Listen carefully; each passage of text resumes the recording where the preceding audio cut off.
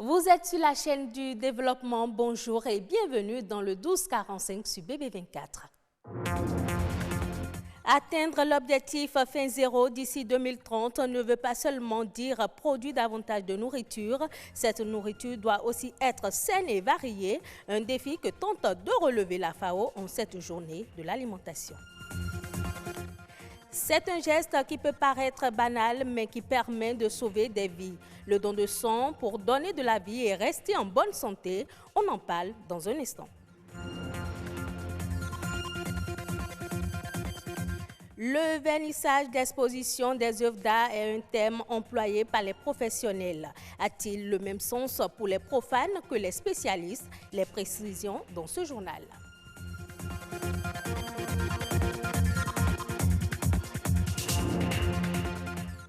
Le savez-vous, les personnes en surpoids ou obèses dans le monde sont plus nombreuses que celles qui souffrent de la faim. L'alimentation malsaine est désormais la première cause de mortalité dans le monde.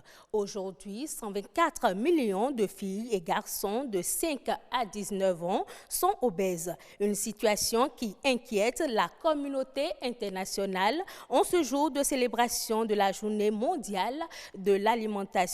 Elle se penche sur le thème « Une alimentation saine pour un monde fin zéro ».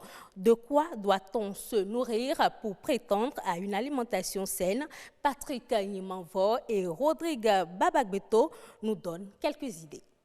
Dans une journée, je peux recevoir plus de 50 personnes et sur les 50, il y a au moins 45 qui ont des problèmes de courbature, de constipation, de diabète, d'hypertension. Tout ceci à cause d'une mauvaise alimentation. Plus de 672 millions d'adultes sont obèses dans le monde et plus de 40 millions d'enfants de moins de 5 ans en surpoids. Un résultat issu du choix pour les nourritures à forte teneur énergétique, riches en amidon raffinés, en sucre, graisse, sel, viandes et aliments transformés. Un retour à une alimentation de saison essentiellement végétale et riche en fibres s'impose pour changer la donne. Ce que les anglophones disent, le petit déjeuner, je consomme seul. Le déjeuner, je partage avec mes amis. Et le dîner, je donne à mes ennemis.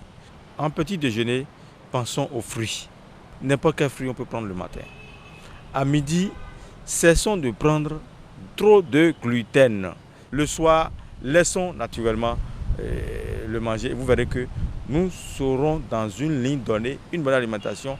Pas de diabète, pas d'hypertension, pas de flatulence, pas de constipation. Un choix alimentaire qui implique, selon l'Organisation des Nations Unies pour l'alimentation FAO, un désintérêt pour les fast-foods et plats cuisinés à emporter. Food, aliments, fast, rapide, restaurant rapide. Donc ça veut dire que c'est le micro-ondes qui est là. Le micro-ondes et la congélation. Alors que c'est deux choses qui participent à détruire les vitamines et minéraux dont on a besoin parce que ces vitamines partent des micronutriments qui améliorent le corps. Cela, plusieurs l'ont déjà compris et font désormais les bons choix alimentaires qu'il faut. Manger selon moi, il faut prendre du télibor avec du goma. Ça nourrit l'organisme. Moi, je préfère prendre souvent les feuilles, c'est-à-dire les légumes, quoi. Parce que beaucoup se disent quand le truc n'est pas bien sucré, n'est pas bien doux, ce n'est pas bon pour eux. Alors que c'est ça qui crée beaucoup de problèmes dans l'organisme demain. Aujourd'hui, les gens viennent de plus en plus pour prendre les légumes. Ça renforce le système immunitaire de l'homme et ça prolonge notre vie sur Terre. Manger sain, c'est donc limiter la consommation d'aliments hautement transformés et préférer les aliments à faible teneur en graisse, sucre et sel. Manger 5 fruits et légumes par jour, cela doit rester une règle d'or. Et pour ne pas manquer de sang, il faut surtout consommer des aliments sains. Le don de sang entre peu à peu dans les habitudes. Donner son sang, un geste utile qui consiste à prélever du sang à un donneur pour le transfuser à un patient. Les dons de sang sont indispensables pour traiter les souffrants, mais peuvent également servir à des fins non thérapeutiques. Donner du sang, c'est donner de la vie, un acte bénéfique pour le receveur et le donneur. Pourquoi donner son sang? Réponse dans cet élément. sauver des vies humaines. Est-ce qu'il peut amener quelqu'un à donner son sang? Donner son sang, c'est capital parce qu'une seule poche de sang donnée peut permettre de sauver jusqu'à 3 vies. Il n'y a aucun risque à donner son sang. Il y a une petite piqûre au bras qui est un peu comme une grosse piqûre de moustique, on va dire. Tout le monde peut donner son sang, mais il y a des conditions données. Vous devez avoir 18 ans et peser au moins 50 kilos. Une femme qui allait ne donne pas de son sang. Une femme qui est en état de grossesse ne donne pas de son sang. Une femme qui est en menstrues également ne donne pas de son sang parce que les menstrues aussi constituent une forme de don de sang qui ne dit pas son nom. Toute personne sous traitement également ne donne pas de son sang. Une femme qui veut donner de son sang doit s'assurer que ses dernières menstrues datent déjà de moins de 2 semaines avant de pouvoir donner son sang. En allant donner votre sang, il faut bien manger, bien s'hydrater, venir en bonne forme et le don se passe la plupart du temps très bien. Alors quand vous donnez de votre sang, vous avez d'abord une satisfaction morale de votre état de santé. Cela vous permet de savoir est-ce que vous vous portez très bien. C'est un bilan que vous faites personnellement pour vous-même. Et ça vous permet d'avoir une satisfaction de votre état de santé. À côté de cela, en tant que donneur, quand vous êtes indisposé, vous êtes malade, vous vous faites soigner gratuitement par le médecin de donneur, dont le siège se situe au niveau de chaque antenne départementale de la transfusion sanguine. Vos enfants de 0 à 18 ans aussi bénéficient de cette même prise en charge par le médecin de donneur. Il n'y a aucune rémunération qui est faite. Le sang est donné gratuitement et mis à disposition du malade à coût réduit. Le sang, nul ne sait quand est-ce qu'il peut en avoir besoin. Donc je voudrais inviter la population, tout le monde, tous ceux-là qui sont en âge de donner, qui remplissent les conditions. Venez, même si vous avez des petits soucis sanitaires internes, passez nous voir. Il y a un médecin pour vous écouter. Si vous pouvez donner, il vous dira oui. Si vous ne pouvez pas donner, il vous dira également non. Dans le milieu de l'art, le thème de vernissage est souvent employé. Et pour les profanes, cela peut sembler être synonyme de l'exposition en elle-même. Elle pourrait être à la base de la forte affluence des jeunes vers les métiers des œuvres d'art et de la photographie artistique. Qu'est-ce que le vernissage d'exposition des œuvres d'art? Réponse dans ce reportage signé à Tiroindo. La photographie artistique se révèle aujourd'hui comme une industrie florissante et constitue un moyen de communication majeur parmi tant d'autres.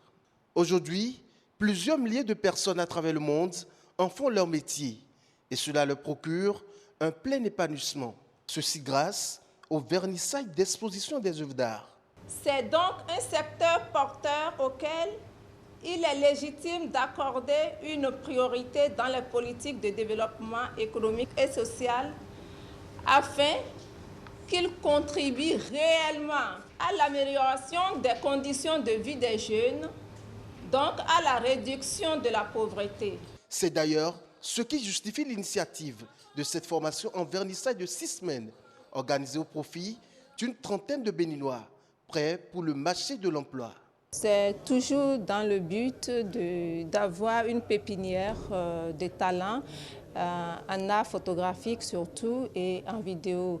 Et puis, vous savez, avec l'essor des smartphones, les jeunes s'amusent beaucoup sur les réseaux sociaux. Et qu'est-ce qu'on peut faire? Est-ce qu'on doit toujours les critiquer? Non, il faut donner quelque chose comme appât pour les orienter autrement. Et après orientation, certains d'entre ces jeunes apprécient l'initiative à sa juste valeur. La formation, ça s'est bien déroulé, elle est bonne. On a eu à faire des moments théoriques et pratiques.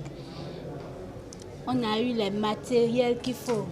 C'est une grande satisfaction pour moi de pouvoir participer à cette formation qui m'a permis de découvrir de nouvelles connaissances en matière de montage vidéo, en matière de prise de vue, en matière d'arrangement des photos, d'arrangement des vidéos prises sur le terrain et de la réalisation d'une œuvre audiovisuelle.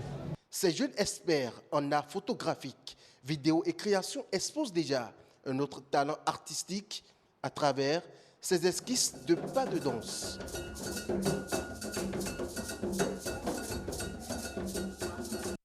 Hors du du Bénin et au Togo précisément, 14 villages localisés dans les régions de Kara, des Savanes et Centrales auront accès à l'électricité grâce à des installations solaires domestiques. Environ 1000 foyers bénéficieront de cette opération menée avec l'appui financier du Conseil de l'Entente. Notre engagement à développer l'off-grid se concrétise ici au Togo. Nous poursuivrons son développement dans ce pays et dans les autres États membres de l'organisation, a promis Patrice Kouamé, le secrétaire exécutif du Conseil de l'Entente. Les autres pays de l'organisation sous-régionale sont le Bénin, le Burkina Faso, la Côte d'Ivoire et le Niger. L'Organisation pour la mise en valeur du fleuve Sénégal, OMVS, et le groupe indien AFCON ont signé un contrat commercial pour le projet de navigation sur le fleuve Sénégal. Le projet prévoit diverses infrastructures telles que le port fluvio-maritime de Saint-Louis. Philomène Constance Diagne de la RTS. Cette signature de contrat commercial entre l'OMVS et AFCON lance la première phase du projet de navigation sur le fleuve Sénégal. Pourtant, vers les années 60-70, le transport fluvial sur cet axe Saint-Louis-Caille a été florissant. Cette navigation ancestrale en a fait un poumon culturel et économique prospère et le cordon ombilical reliant les pays du bassin, les peuples du bassin. C'est pour rendre au fleuve Sénégal sa vocation naturelle, immémoriale, que l'OMVS a formulé le projet Navigation. La réalisation de ce projet ambitieux repose sur deux composantes, à savoir le programme prioritaire d'investissement et le transport minéralier sur le fleuve. Pour ce faire, il est envisagé les travaux suivants. La construction ou réhabilitation d'ouvrages portuaires, 9 escales portuaires et 7 appontements. La construction d'un complexe portuaire dans la zone de Saint-Louis, dénommé port fluvio-maritime, qui se compose d'un port de commerce, la construction d'un port de pêche et d'un port de plaisance, de l'aménagement du chenal navigable. Un décollage économique du bassin fluvial est visé à travers ce projet de navigation. Il devrait aussi permettre l'intégration sous-régionale des pays riverains. Un système moderne de transport multimodal a été conçu comme un facteur de renforcement de l'interconnectivité régionale, base de toute intégration, et in fine, comme un levier de croissance économique et de progrès social. En attendant que la navigation sur le fleuve Sénégal renaisse de ses cendres, l'heure est à la mobilisation de fonds pour les 4 pays membres de l'OMVS. Ce sera tout pour cette édition. Merci de votre fidélité à la chaîne du développement.